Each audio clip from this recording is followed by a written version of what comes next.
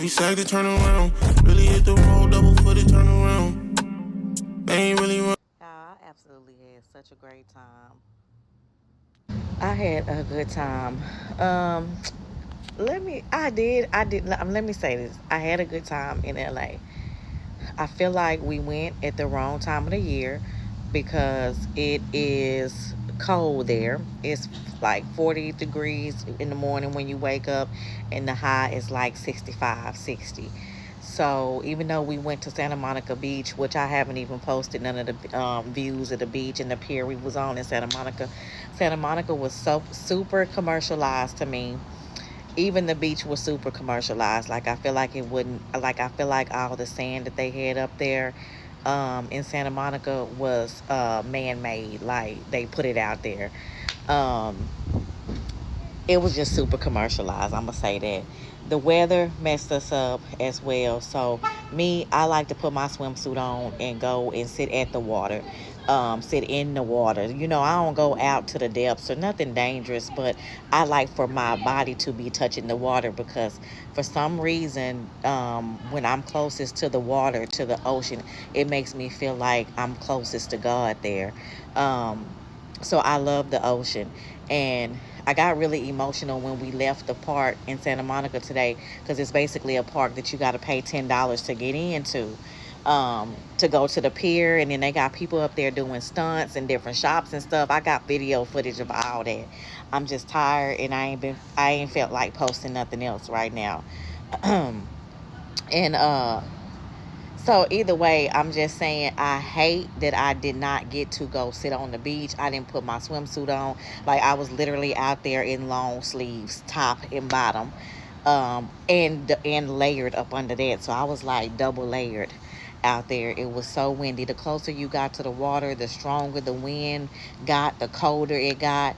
I feel like I may would have enjoyed the beach better if the temperature was right. And then the second strike was, no, that's the third strike because we got Santa Monica being a bit commercialized, which I'm not gonna get at a strike because that's just what it is.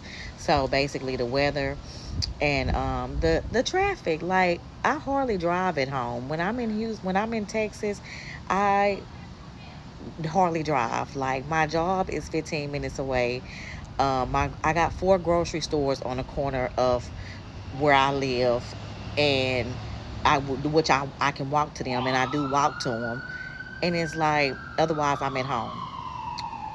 So, um, me being a homebody and then having to rent a car and drive somewhere where the traffic is an hour to 2 hours everywhere you try to go because we're tourists, we not going nowhere, just up the street.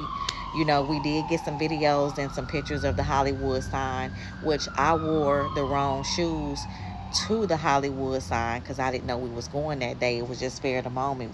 We decided to go, me and my daughter. And I wanted to do the whole hike, but we had to take pictures from the ground up. But it's actually a trail that you can hike and go up to the sign and be super close to the sign. And that's what I wanted to do. And I shouldn't have even been worried about my shoes. I really wasn't worried about them in that manner. I just knew they was going to be hurting my feet because them Air Force Ones, I'm really not a tennis shoe girl anyway, but I'll wear them for the look that I'm trying to give. And those were uncomfortable. So I wanted to go the next day, but it took us literally 2 hours to get back to the hotel the day we went. So that was a no-go. Then I tried, two people had recommended this black-owned restaurant owned by a black woman from Dallas, but it's in LA, Grits and Waffles. I'm gonna get ready. I'll go ahead and post the grits and waffles menu because I screen recorded it and everything for y'all. But I'll post it after this. All I can say is if you go to LA, go try it for yourself. Do not take my opinion by it. But I really feel like the two people that recommended it to me overhyped it. They did tell the truth about it being pricey, but they also said that the food quality was worth every penny of the price, and it wasn't. And I'm not being judgmental at all just because I cook. Like I feel like I can cook, but people buy my food and I ain't never got no bad feedback. So I do feel like I can cook. not being cocky, just because if I feel like if I could sell my food and others like it, not just me, then I have a right to say. And plus, I've done a Food Network TV show, so I got a little bit of something, and I won that episode. So I feel like I can say I can cook. That's all. So anyway, all I really liked was the mac and cheese. Mac and cheese was kind of powdery, like they used a lot of flour to make the cheese sauce for it, but the seasoning superseded that texture. So I cut for the mac and cheese for the seasoning. My daughter got a $23 plate of chicken and waffles, peach cobbler chicken and waffles. Nothing about the waffle was peach cobbler. It had not even two peaches, not even one peach on it, or no cinnamon or nothing, just syrup and the waffle. I mean, I'm not a baker, and I really don't get into the sweets when it comes to cooking. I like cooking down home, stuff that's going to stick to you type food. But I feel like I would have dressed the waffle up with a couple of peaches, some powdered sugar. I would have made that, that syrup that we make when you do make a peach cobbler, because I can make a peach cobbler apple pie, stuff like that. Even though I'm not a baker, I know how to do the simple stuff, sweet potato pie.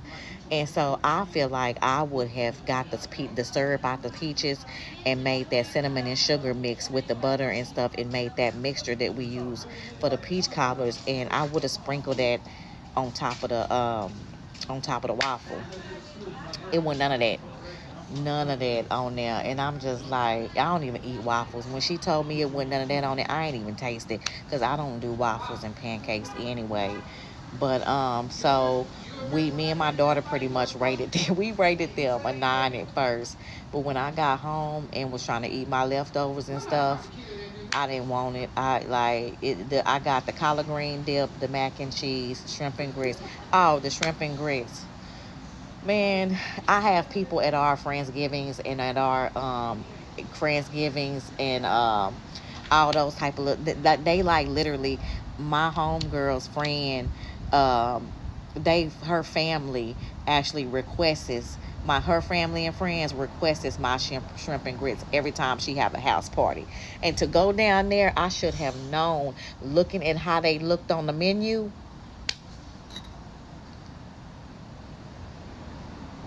Looking at how they looked on the menu, I shouldn't have ordered them.